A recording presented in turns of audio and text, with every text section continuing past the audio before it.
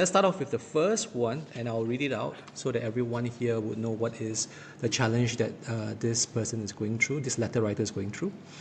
Okay, so it reads this way: Dear Building Better Leaders, I'm in a situation where I've been getting more and more requests from high-ups that are frankly unrealistic. They want things done yesterday with limited resources and expect us to deliver without pushback. I understand the need to be agile and responsive, but sometimes it just feels like I'm set up to fail. I've tried to push back gently, but I'm always worried I'll be seen as not a team player, or worse, difficult. Now, how do you say no to a senior leader without being branded as difficult? Is there a way to set boundaries while still being seen as dependable? So I'll probably just start off with this letter first, and then you can just chime in. There are a few assumptions here, I think. Number one, that this letter writer is possibly working in middle management, and it's kind of like a classic middle management sandwich case where I need to manage the top as well as also need to kind of like to be able to translate down to the front line as well, right? So I think for those who are not very clear of their roles as middle management, they're probably going to end up always in a firefighting mode, right? Because they operate from kind of like a executor, like a very senior executor, instead of taking on the role of being a leader, right? To be able to translate the requirements of the management, not wholesale, but to be able to kind of like cut it down to curate what is important and to translate it to the front line. But a lot of times I realize that a lot of middle management is unable to do that because they're of the whole tension. So that is kind of like, I just want to kind of very quickly set it up. I think this letter writer could be, or probably is going to be a middle management person in this case. So any thoughts before I kind of like jump into, I've got some thoughts, but I want to hear from you. How do we tackle something like that? The first is to have a mind to get real about growth, right? When you're moving on from a junior management to middle management to senior management, a lot of things about communication, understanding each other, managing expectations, and this process is a difficult process because when you're a junior leader, you're doing a lot more functional role. But as you move from a junior leader to a senior leader, you're taking on from a functional role to people management roles. And a lot of us are not trained to be in that space, and we learn on the job. And if we are blessed to have a good leader, we learn from them, we observe them, and then we learn. Unfortunately, if we don't have that kind of luxury to learn from our leaders, then it is something that it's hard knocks, right? So one is don't beat yourself up.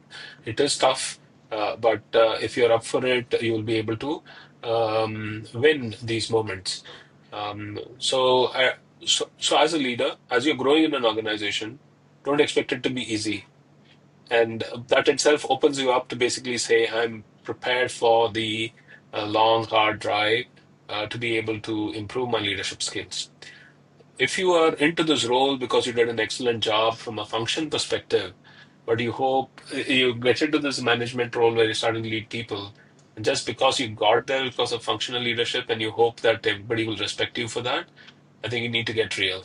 People will uh, give you benefit of doubt for a bit, but unless you have the perspective of managing organization, managing upwards and downwards, it is going to be difficult. So there are a few tricks of the trade. There are certain things that we can do to help.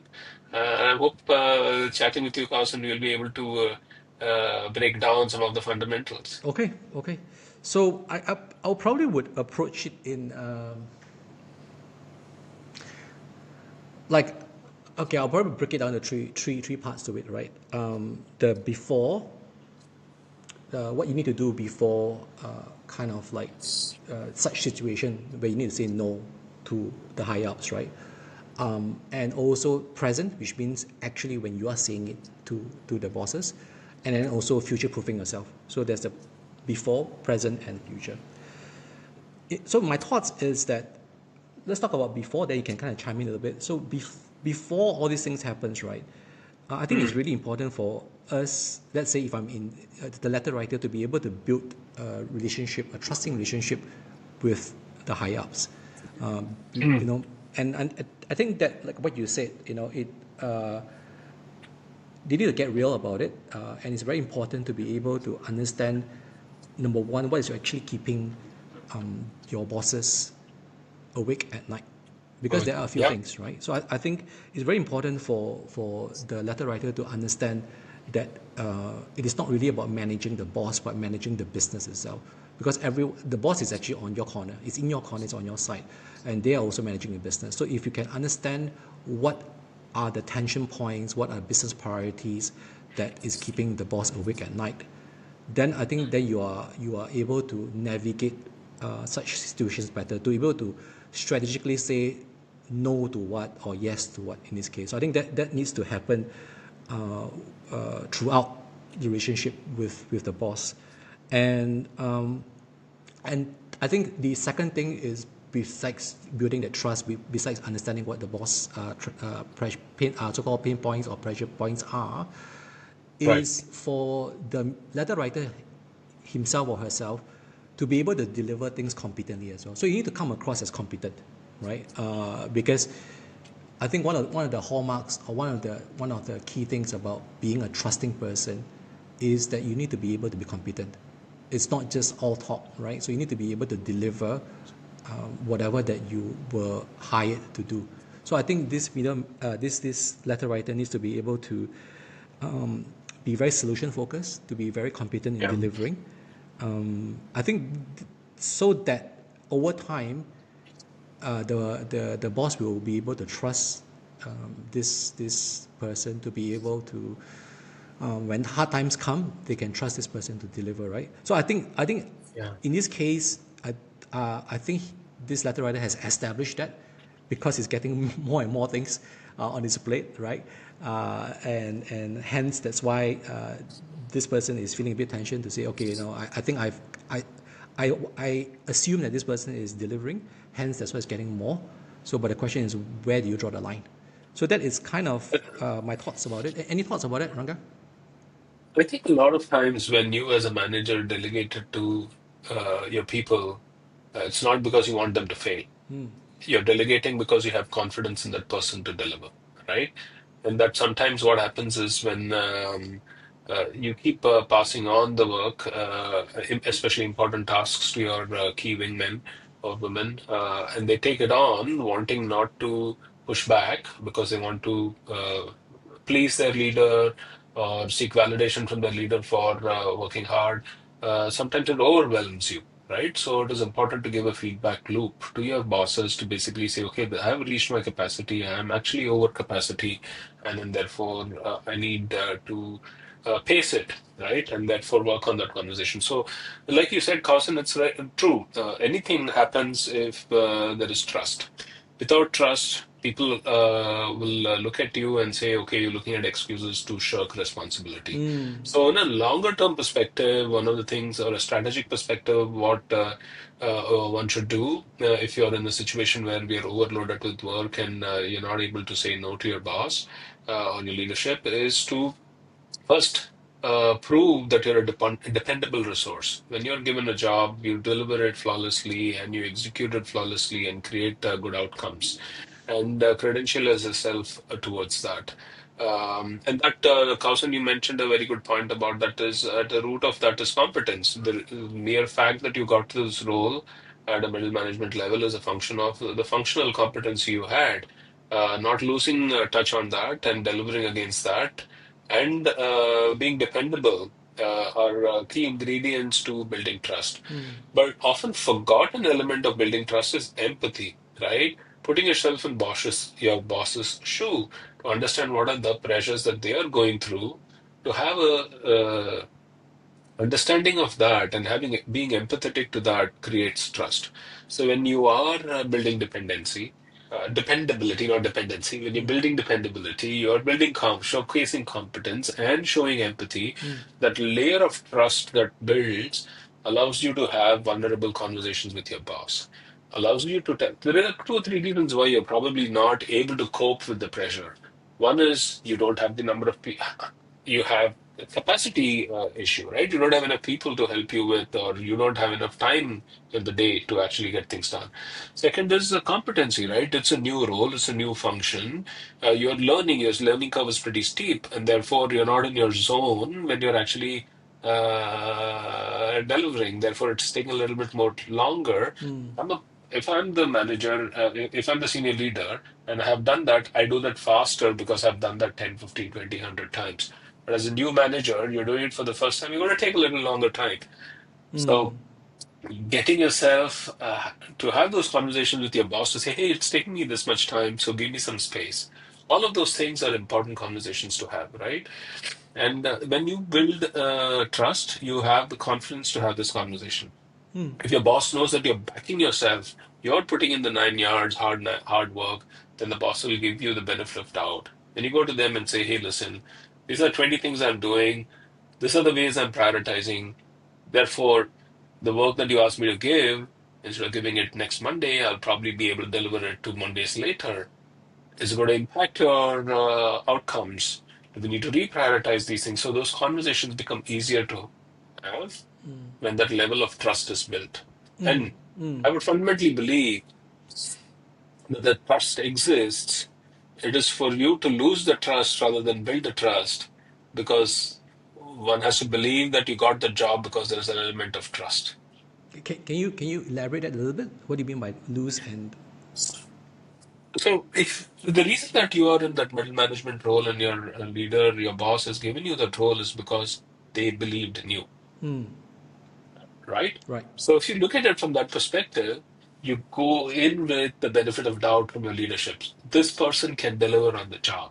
Right. That's the reason why I'm giving you the job. Now, if you're not able to nurture that trust through being dependable, nurture that trust through showing competence, and nurture that trust through building empathy, showing maturity, then you'll potentially erode that equity that you've had that got you into that job, right? And therefore, you look at it that way, that you already got that equity and trust, and with good communication, good empathy, and feedback loop with your leadership, you're able to build on that rather than lose it. Now, if you don't follow through with it, you don't have empathy, you don't have context, you don't understand why that pressure is being put on you, and have that open conversation, it will going to result in poor outcomes for you, the poor delivery, and that will erode your trust. And as the trust erodes, it becomes a vicious cycle. But you're not able to have open conversations. You're worried what your leader is going to think about you, and therefore you're trying to hide your problems and then trying to cope with the problems yourself, and then it kind of becomes a Herculean task to resolve. So it's always having open conversations, operating from that position of trust, dependability, competency are important, and it's not easy, right? It is daunting, it is tough, it is inundating with the load of work that comes to you. But that's the deal, right? And that's what will sharpen you. I mean, there is a saying, right? Carbon got converted to diamond because of the pressure. So don't shirk away from the pressure. Take it, but don't be a sole lone ranger. Have this conversation with your leadership. It's their role and their function and their job also to help you deal with the intensity and help you prioritize. Okay. I mean, one thing I'm learning from what you just said, it got me thinking. I wonder if this letter writer has established the kind of relationship or the trust that you talked about, right?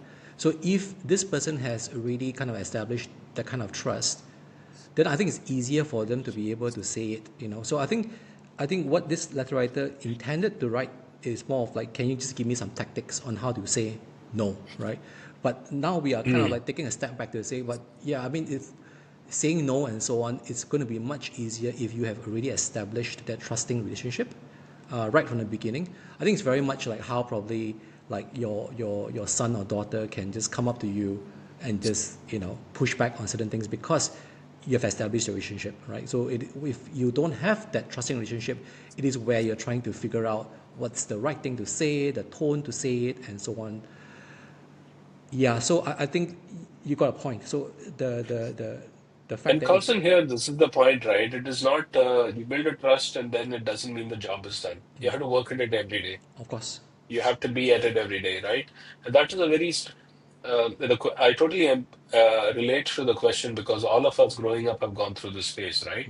And uh, there is a strategic approach and there is a tactical approach. The tactical approach is the how, yeah, yeah, and we probably get to it in our conversation in a bit. But the why part of why do people have confidence in you to be a manager, and why do you build that equation to create that element of trust and therefore get that responsibility is an important reflection, which I think is a strategic approach that will have a long-term payout, which is how do you make yourself dependable? How do you showcase your competency? And how do you showcase that you're empathetic to the bigger challenges of the organization and of your leader? When you okay, have that perspective mindset, then the tactics that we probably discuss now will be valuable and sustainable. yeah. Otherwise, it'll help you once, maybe twice. But then after that, nobody's going to give you the benefit of doubt. You're right. You're right. Let's get on to a little bit more of the tactical part of things. So Of course. I have got the tactical part of saying how to say kind of no to your boss in this case. I think ultimately what we want to be able to achieve is alignment, right? So there's this acronym which I kind of like came up with. It's called Aura, AURA, right? So A stands for alignment. That's the main goal that you want, right? Because there's no alignment right now if the boss keep on asking you to do things, but you need to push back. And the U stands for understanding. I think this is where to understand actually where your manager is coming from and why is there an ask, why is there a certain urgency or certain request, right? So that's the U part to understand.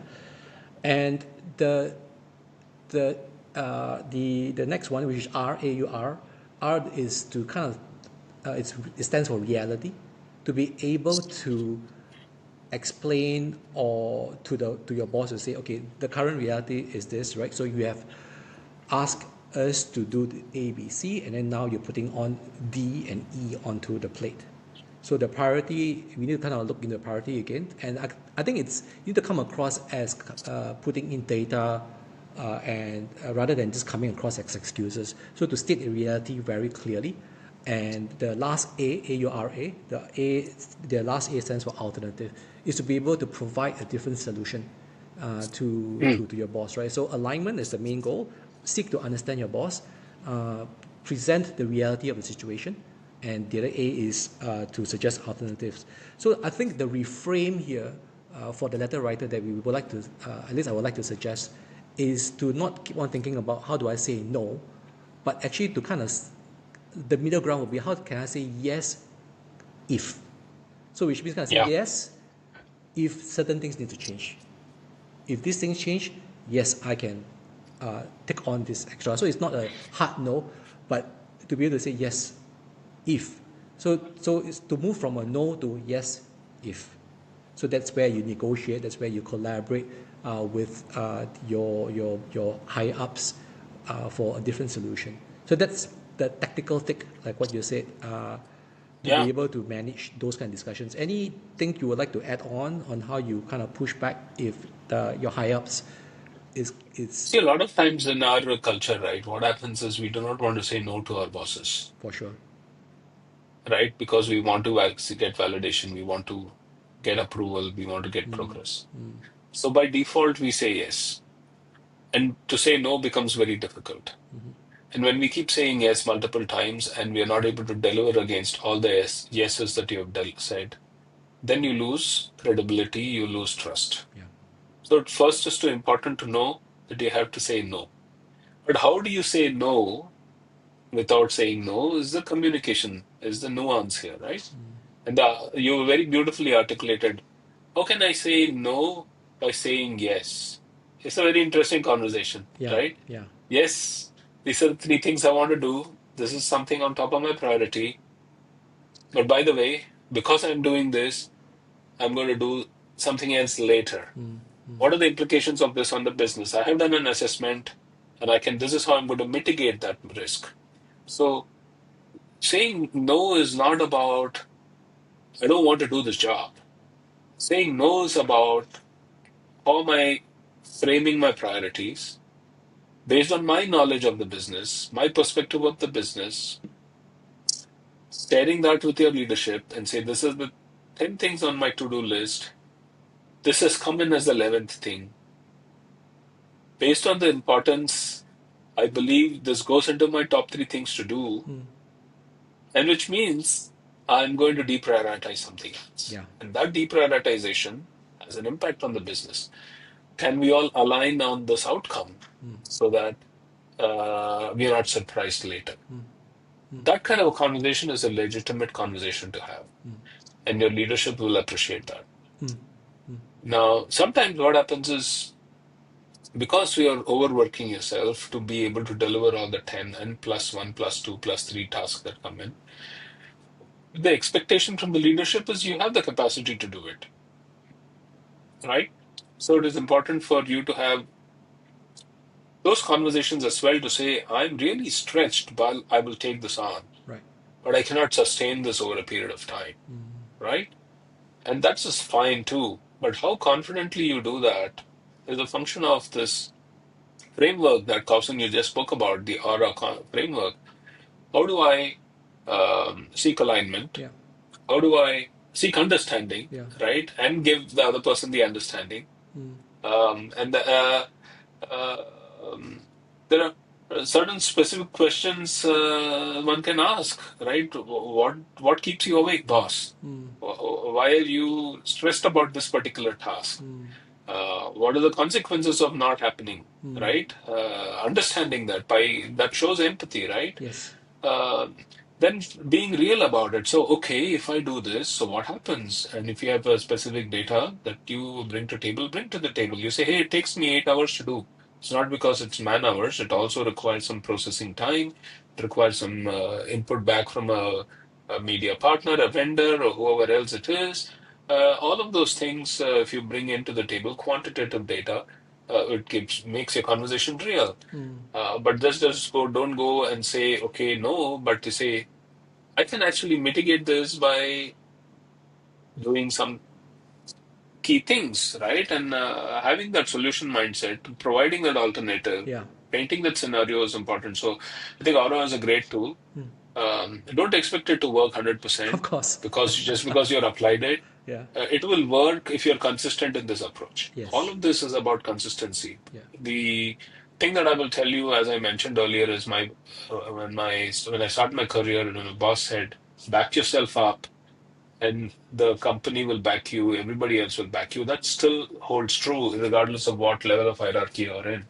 And people find you to be sincere, hardworking, leaning in, empathetic, considerate, competent, the entire universe will conspire to help you win. But don't expect it to be an easy thing. It is going to be tough. Brace yourself. All right. I think we've kind of like completed. We provided a lot of bullet points for the letter writer. Let me try to sum up some takeaways here, so that it's clearer for this person. I think we started out by saying that it's not going to be easy. This whole leadership journey, it's a mindset, and it's not going to be easy because, first of all, it's not about just getting that position, the authority, but it's also you got to work on it as well. So working on it sounds like or looks like you need to understand that because now you're moving from a senior operator in this case to now to lead, so there is going to be clearly and evidently a learning curve. So which means you have to understand that certain things may not come so easily. So you need to kind of like go through, embrace it in this case. And we also talk about how then do we build trust with our higher ups, with our manager. And most of the time, the manager or higher ups already kind of have given us that trust because we have shown that we are competent in doing things. But the whole idea is, as the middle manager, as the letter writer themselves, is to continue to nurture that trust that the boss has given, right? So to nurture, for example, the competency that the boss has trusted, to also look into the empathy that the boss has given, and not to abuse the empathy, and to continue to be dependable. So those are the things that the person needs to continue to work on to solidify that trust. That in essence is the strategic so-called behavior or attitude that this person needs to have. And we talk about also when it comes to the tactical part of things, that is very much a communication competency or communication tool. And we talk about aura, which is A for alignment, then understanding, to seek understanding of where your boss is coming from. Ask questions like what is keeping you awake at night, what's causing you the stress, what are the consequences. Then the R stands for reality, to be able to say, okay, these are the things which are on the plate right now, and if you were to take this on, then this would be the consequences, right? So, and the last thing is to suggest an alternative. And the mindset is not about saying no, but to be able to say yes if these things were to change, right? So it's to be able to have that kind of conversation. It all starts with building that trust as a baseline.